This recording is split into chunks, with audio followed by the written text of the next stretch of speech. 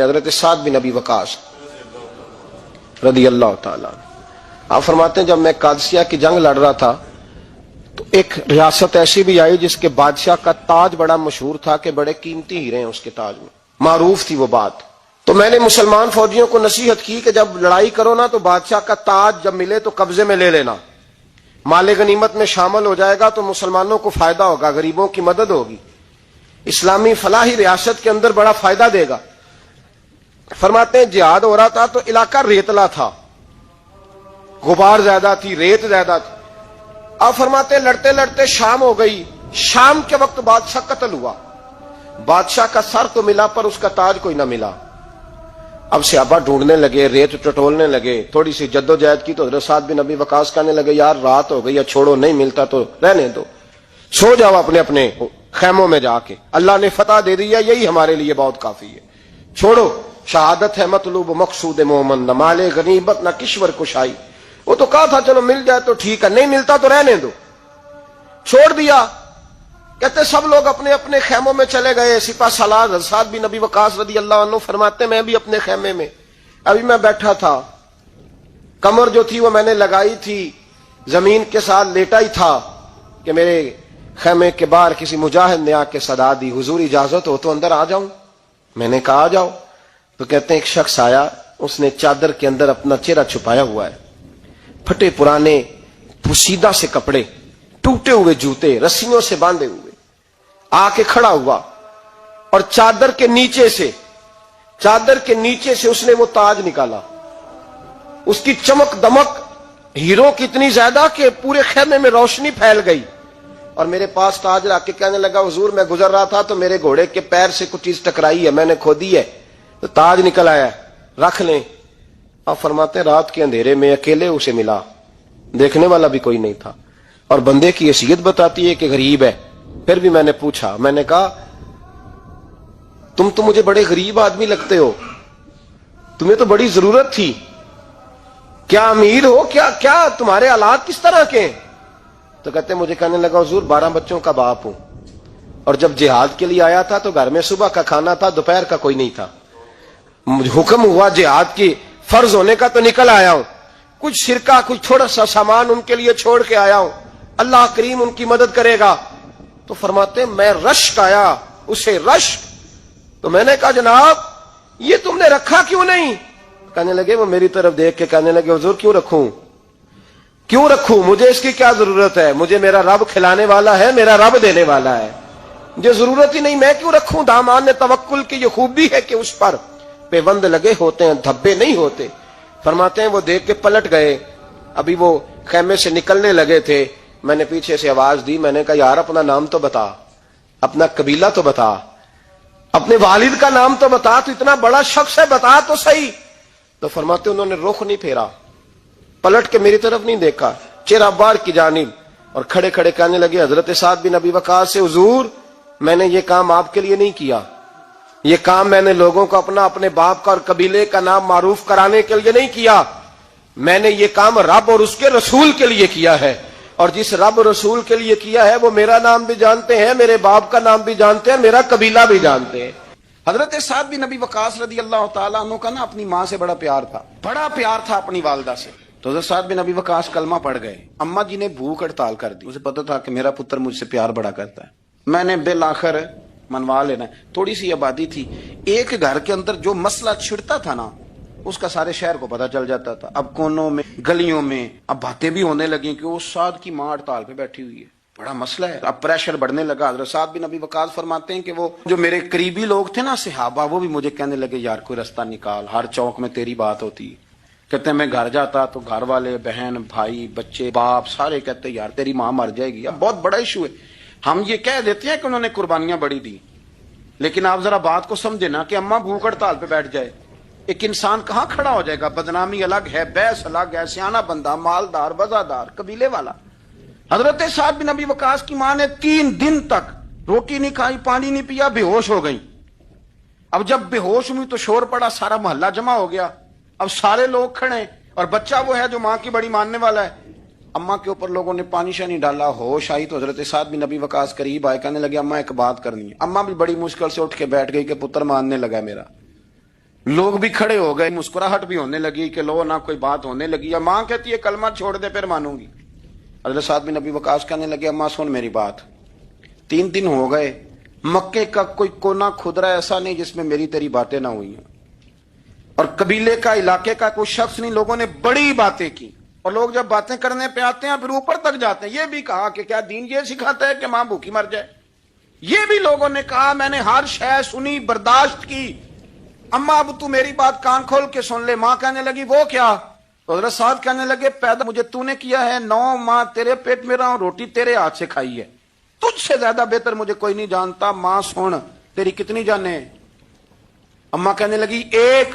تو حضرت سعد فرمانے لگے تیری 1000 جان بھی ہو نا تو ایک ایک کر کے ساری نکل جائے تو میں محمد عربی کا کلمہ پھر بھی نہیں چھوڑوں گا. ختم ہو گئی بات. یہ کیا بات؟ وہ کچا رنگ للاری والا جڑا چڑھدا تے لیندا رہندا, اے عشق تیرے دا رنگ محمد جدوں چڑھ جائے پھر نہیں لیندا. یہ کیا بات ہوئی؟ اما تیری 1000 جان بھی ہو, روٹی کھانی ہے تو کھا, نہیں کھانی تو نہ کھا. یہ لفظ کہتے ہیں حضرت سعد بن ابی وقاص رو پڑے, آنسو آ گئے. لفظ کہہ کے باہر نکلے, مجمع چھٹ گیا. جس نے جو مطلب لینا تھا لیا, جس نے جو کہنا تھا اس نے کہا. حضرت سعد چلے گئے. شام کو گھر آئے تو اماں روٹی کھا رہی تھی. تو حضرت سعد فرماتے ہیں کہ محلے کی بیویاں کہنے لگی روٹی کیوں کھا رہی ہو؟ تو ماں رو پڑی, کہنے لگی پتر میرا ہے, میں نے پیدا کیا ہے, میرے پتر نے کبھی ضد نہیں کی, اس کے دل میں کچھ ہے اتر گئی ہے.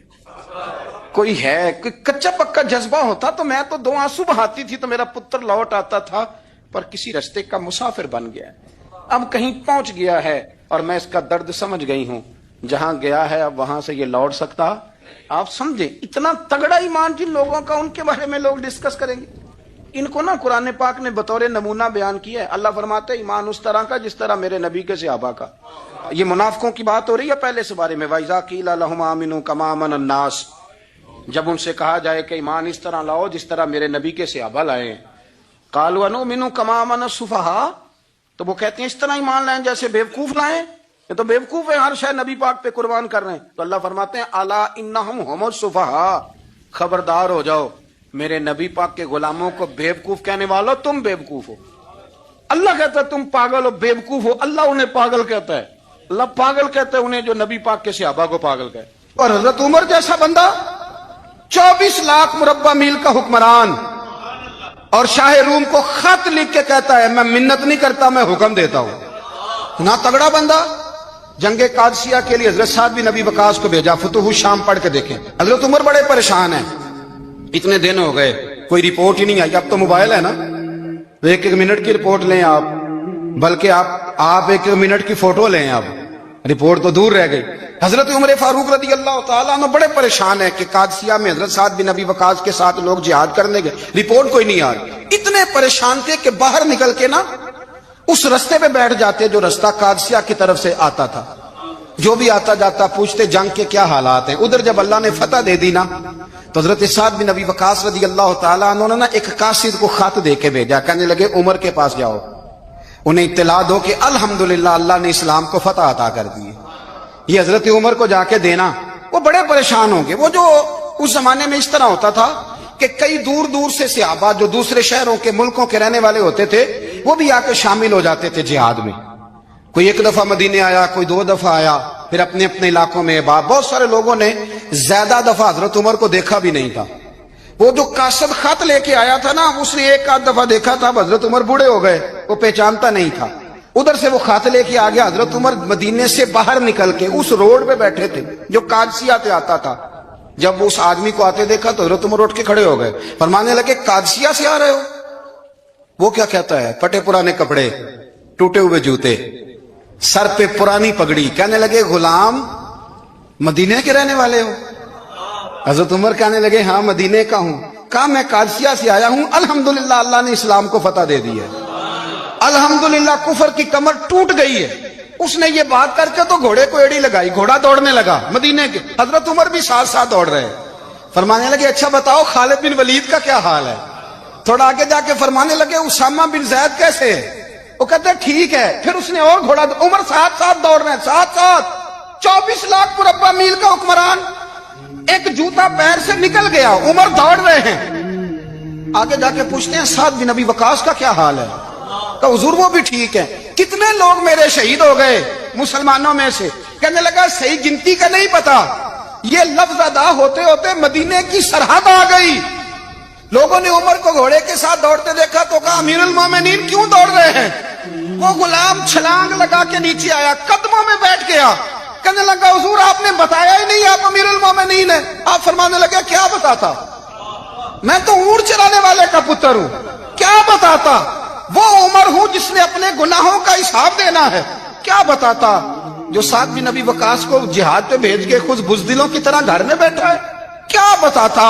कोई हैसियत नहीं, कोई तार। तूने अच्छा किया, तू तो मुजाहिद था, मुझे साथ साथ दौड़ाया, तूने अच्छा किया। जितने लोग थे चीखे मार के रोने लगे। हजरत फारूक आजम से कहने लगे उमर जब तक तेरे जलवे रहेंगे अल्लाह कामयाबियां ही अता फरमाएगा, जब तक तेरा रंग रहेगा अल्लाह ताला नवाजता ही रहेगा। कुछ नहीं, कभी अपना आप जाहिर ही नहीं किया। बहुत बड़े थे, बहुत बड़े थे हजरत उमर, बड़े थे। हजरत अबू राफे गुलाम थे, कुरान पाक बड़ा सोना पढ़ते थे। हजरत उमर जब भी उन्हें मिलते कहते अबू राफे तो उमर से अच्छा है, कुरान बड़ा शानदार पढ़ता है। तो वो कहते हुजूर अगर मैं कुरान सही पढ़ता हूं तो आपको कुरान की तशरीह ज्यादा सही आती है, आप भी तो मुझसे अफजल हैं। तो आप फरमाते नहीं फिर भी तो मुझसे अफजल है। क्यों?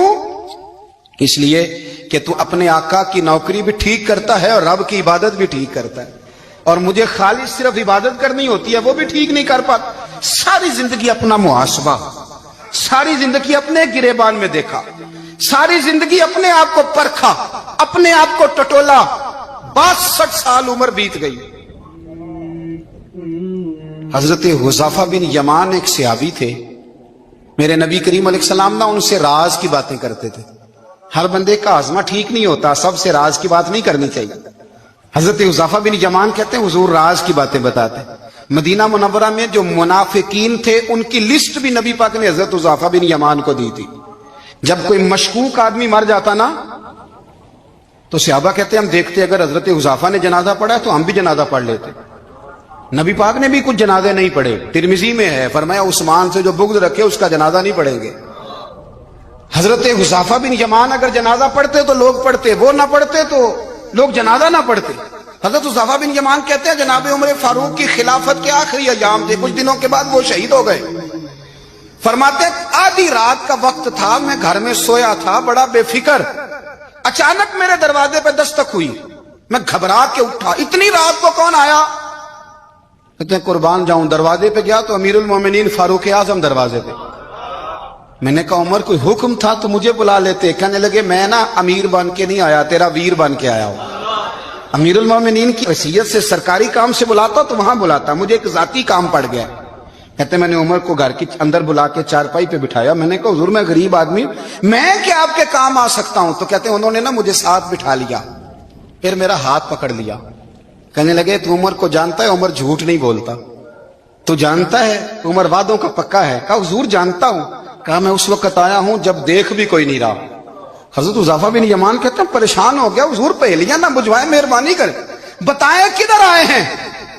तो हजरत उमर फारूक फरमाने लगे 62 साल का हो गया हूं, 63 में चल रहा है, दाढ़ी सफेद हो गई है, अल पक गया, उठ फरीदा सुतिया, दाढ़ी आ गई पूर, अग्गा नेड़े आ गई, पिछा रह गया दूर। अब ना अब कब्र अशर का मामला साफ नजर आने लगा है। कहा हुजूर मुझसे क्या चाहते हैं? हजरत उमर रो पड़े, कहने लगे आज मैं इशा के बाद निकला हूं तो नबी पाक के सहाबा मुझे नेक कह रहे थे, फिर मैंने बच्चों की मां से और बच्चों से भी पूछा है, वो भी मुझसे राजी हैं, पर हुज़ैफा तेरे साथ नबी पाक राज की बातें करते थे, सच बता कहीं उमर का नाम मुनाफिकों में शामिल तो नहीं? सच बताओ उन मुनाफिकीन में तो शामिल नहीं, कहीं ऊपर ऊपर से तो नहीं सारा कुछ? हजरत हुज़ैफा बिन यमान कहते हैं मैं बाप के मरने पे इतना नहीं रोया जितना उमर के सवाल पे रोया। मैं कदमों में बैठ गया, मैंने कहा नहीं उमर ये तो मैंने नहीं सुना, लेकिन ये मैंने नबी पाक से जरूर सुना है कि मेरे बाद अगर कोई नबी होता तो उमर इब्ने खत्ताब होता। ये मैंने अपने कानों से सुना है कि उमर जिस गली से गुजरे शैतान रास्ता बदल जाता। कि नबी करीम अलैहिस्सलाम ने फरमाया कि जिब्रील अमीन 950 साल मेरे उमर की शान बयान करें तो उमर की शान खत्म नहीं होती। 950 साल अगर हजरत जिब्रील भी बयान करें تو یہ مقام ہے سیدنا فاروق اعظم کا۔ اللہ تبارک و تعالیٰ نے جس طرح سارے نبیوں میں شان حضور کو عطا فرمائی، اسی طرح تمام نبیوں کے حواریوں میں سب سے زیادہ شان حضور کے غلاموں کو عطا فرمائی۔